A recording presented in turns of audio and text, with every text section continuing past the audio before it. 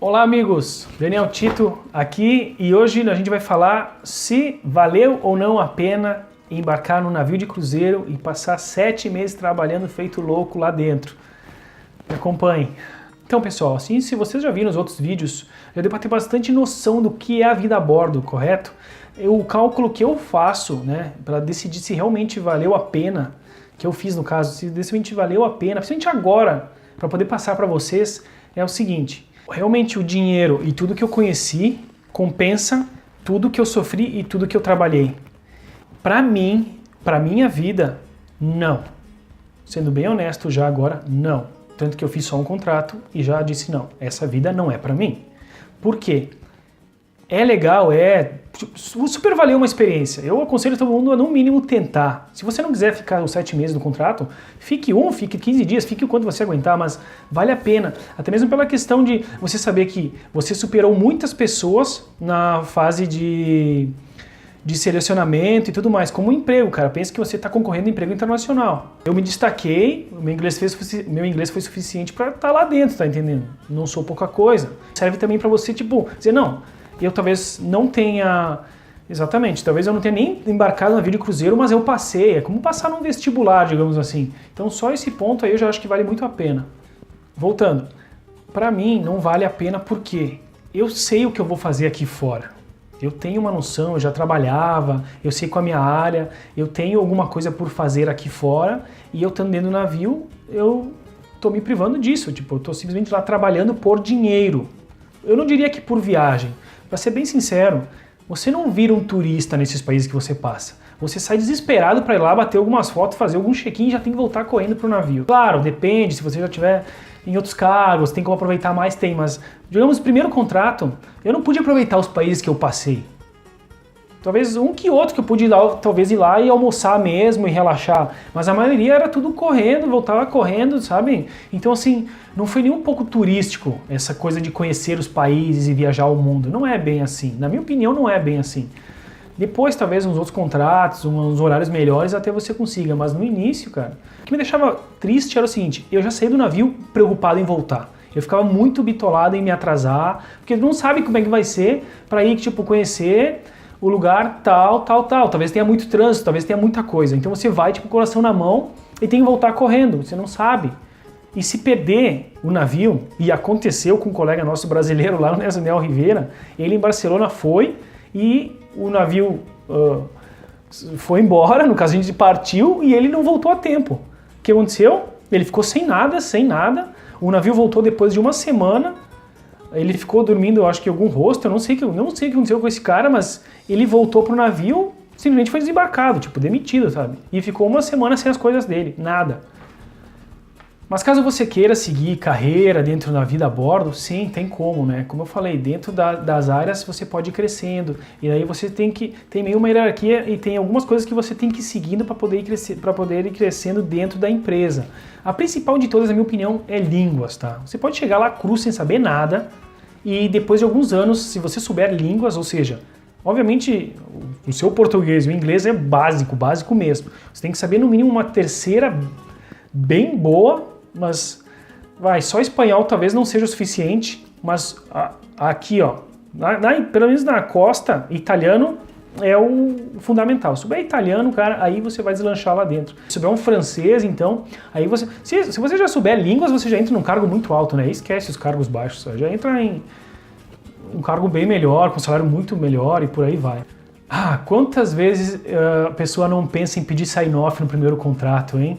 Sign-off, para quem não sabe, é demissão. Tipo, primeira semana, muitos colegas, até primeiro dia, segundo dia, pedindo sign-off, ou seja, isso não é para mim, eu não imaginava que fosse assim, tchau. Vai lá no RH e diz, quero ir embora. No dia seguinte, a empresa pega, paga a passagem de volta, você vai embora, sem reembolso, sem nada, sem o 13º. Tem gente que teve um colega nosso que pediu sign-off no último mês de contrato, ou seja, depois de 6 meses trabalhando, disse, não aguento mais. Então isso acontece, viu? Eu pensei N vezes. Depois então que fui transferido, nossa, pensava todo dia, eu vou ter que pedir sign-off, vou tentar só mais um dia. Mas no fim, vai batalhando dia a dia, é uma batalha mesmo, até terminar o contrato. E quando chega a última semana de contrato, meus amigos, Aí sim é só festa. Nossa, aí é beijo, abraço, trabalha, faz tudo. É só alegria. Já começa a programar, ei, tal dia é minha festa de despedida, hein? Tal dia é minha festa de despedida. Começa a convidar todo mundo. Eu, pelo menos, fiz isso, né? Todo mundo faz os vídeos. Eu não fiz, mas muitos colegas meus fazem vídeos. Você bate o ponto, né? Claro, tem um ponto dentro do navio. Tipo, ajoelhando e rezando no último ponto, assim. Óbvio, né? Tipo, é tchau e muito obrigado por tudo, mas... deu de navio por enquanto. O que acontece? Terminou o contrato, normalmente você tem no mínimo 2 meses de férias, tá? A empresa vai lhe dar 2 meses de férias. Colegas meus já saíram com a data de retorno, quando terminou o contrato. Eu, no caso, como eu não falei que queria voltar, esses colegas meus diziam, não, eu quero voltar. Eu não falei nada, simplesmente fui embora. Depois de 1 mês em casa, a agência já me ligou, pedindo que data que eu estaria disponível para voltar. Isso que eu achei muito estranho, porque normalmente eles já mandam a data. A minha agência pediu quando é que eu poderia. Eu já falei que não queria mais. Depois de um tempo ela me ligou de novo, pedindo se eu poderia voltar em outubro. Eu saí em julho. Eu falei que não queria mais, obrigado e tchau. Saí em julho, agosto, setembro, outubro. Isso aí, dá uns 3 meses de férias, ou seja, 3 meses que eu fico em casa, sem salário, sem nada, ou seja, tá livre. Mas tem um contrato de retorno, aí você ainda continua funcionário da empresa. Ela vai lhe ligar em algum momento. Pode ser que demore até mais, pode ser que demore menos. Mas normalmente de 2 a 3 meses, ou até 4. Ou às vezes até mais. Tem gente que passou até 10 meses em casa. Outra coisa legal, galera, é a questão do idioma. Você vai treinar muito seu inglês e vai afiar muito seu ouvido, porque os seus colegas indianos, filipinos, indonesianos têm inglês bem diferente do que a gente está acostumado, o nosso sotaque brasileiro, ou que a gente aprendeu o americano ou o inglês. Então, vocês vão ter que ficar tipo, e pior ainda, na minha opinião, os italianos. Eles têm um sotaque muito mais forte. Então, você vai ficar tipo, no início vai ser bem difícil, depois que o tempo, claro, vai e você vai praticando. E no meu caso, como eu ficava no centro do buffet atendendo muitos clientes argentinos, eu comecei a pegar muito espanhol, muito, e ficava repetindo. Então, quando eu saí do navio, eu já estava com o espanhol muito bem afiado, o que foi ótimo para mim, porque depois eu fui direto para a Espanha. Aí lá eu fiz o caminho por mais 34 dias, então foi muito legal, já estava preparadaço. Entre outras, no Neo Rivera treinava um pouco italiano, tive muito mais colega italiano lá. De umas palavras no tagalo, que é a língua dos filipinos. Isso é bem legal, se você quiser aproveitar o tempo no navio para ir estudando línguas, é uma das melhores coisas que pode acontecer. Outra dúvida cruel, que todo mundo perguntava. E se eu for para a Europa, eu posso ficar por lá ou eu tenho que voltar para o Brasil? Nossa, vocês não sabem como foi difícil achar essa resposta. Bom, eu fiquei lá, tá? Eu não voltei. Tudo bem, eu tenho dupla cidadania, eu também sou italiano, eu tenho os 2 passaportes. Mas o que acontece? Eu não usei meu passaporte italiano em nenhum momento na Europa, nenhum momento. Eu desci com o brasileiro porque foi no brasileiro que a empresa ficou e foi com ela que ele carimbou. Tem um carimbo que a gente chegou na Europa de navio, um carimbinho de um navio, assim, tá aí lá. Então, quando eles me desembarcaram em Bari, na Itália, eu fui para o aeroporto com a minha passagem, simplesmente não embarquei, peguei o metrô, fui até Roma. Na Europa não aconteceu nada. Na Europa, Roma, direto Madrid, fiquei lá o tempo inteiro, tranquilaço, fiz o caminho de Santiago, ou seja, eu passei mais de 50 dias na Espanha. Depois, então, em Santiago, eu peguei o voo e fui para República Tcheca, para Praga. Aí lá em Praga também, fiquei mais 22 dias lá de boa. Agora, quando eu peguei o voo de Praga para o Nepal, aí lá as mulheres me olharam assim, porque eu só tinha o carimbo brasileiro da minha entrada como navio. Elas ficaram me olhando, ficaram conversando, e no fim pegaram e carimbaram, que era saída mesmo, carimbaram e me deixaram sair tranquilo, não falaram nada. Até mesmo porque não teria o que falar, eu tô indo embora.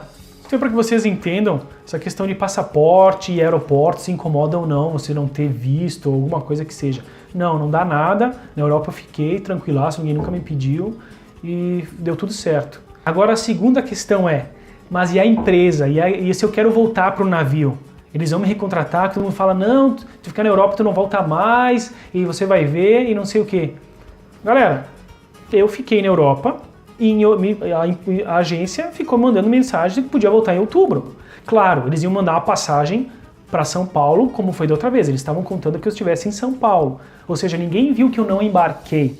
Ou talvez até viram que eu não embarquei. Provavelmente a empresa viu que eu não embarquei, mas igual, meio que para ela, não interessa, sabe? Eu quero que você volte e volta. Então, no meu caso aconteceu isso. Mesmo eu ficando na Europa, eles me chamaram de volta. Teve uma colega nossa que foi e a agência dela então ligou, né, que não era a mesma que a minha, ligou reclamando com ela, onde é que já se viu que ela devia voltar e não sei o que, reclamou e falou ó, que para a costa ela não voltava mais.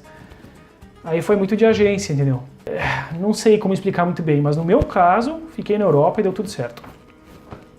Bom, finalizando então, galera, toda essa nossa série aqui de Crew Life, dessa vida a bordo, o que fica pra mim de principal, o que foi a coisa que eu mais gostei no geral, desse contrato todo. O contrato que eu já falei pra vocês, eu não retorno, essa Crew Life não é vida pra mim, eu tenho muito mais coisa pra fazer aqui fora.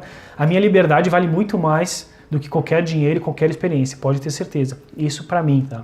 Mas aconselho todo mundo sim a fazer um contrato. Se não na costa, existem outras empresas muito boas também.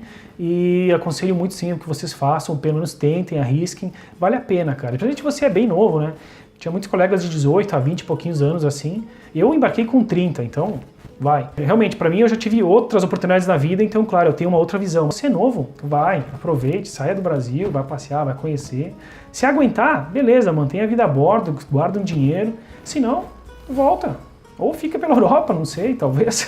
O principal que fica pra mim, com certeza, foram as amizades. Ah, se você faz muita amizade legal do mundo inteiro, mesmo todos os brasileiros, a gente se divertia muito. Isso era o que aliviava, sabe? Trabalhava, se matava, mas pelo menos se divertia muito. Isso eu adorava. Consegue ter namorada a bordo, ou namorado, o que você quiser, você consegue. Você sempre vai estar com gente legal. O clima de trabalho é bem legal, todo mundo é bem amistoso, é muito difícil ter briga, assim, ó. É só se o cara tem personalidade muito forte mesmo, mas se você é de boa, todo o trabalho vai ser de boa, mesmo com os seus capos, vai ser tudo tranquilo. Então, pra mim, isso foi o que melhor ficou, assim, da vida a bordo. Espero que vocês gostem, hein, tudo que eu passei, todas as imagens. E acho que vai dar para ter uma bela de uma noção, né? Os meus vídeos e os demais vídeos que tem aqui no YouTube, acho que vai sanar bastante as dúvidas de vocês referente à vida a bordo.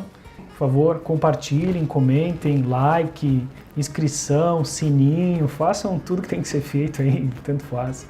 Mas com certeza vai ajudar bastante o canal e espero que o site ajude muito vocês. Tá bom? Forte abraço então, até a próxima aventura. Tchau!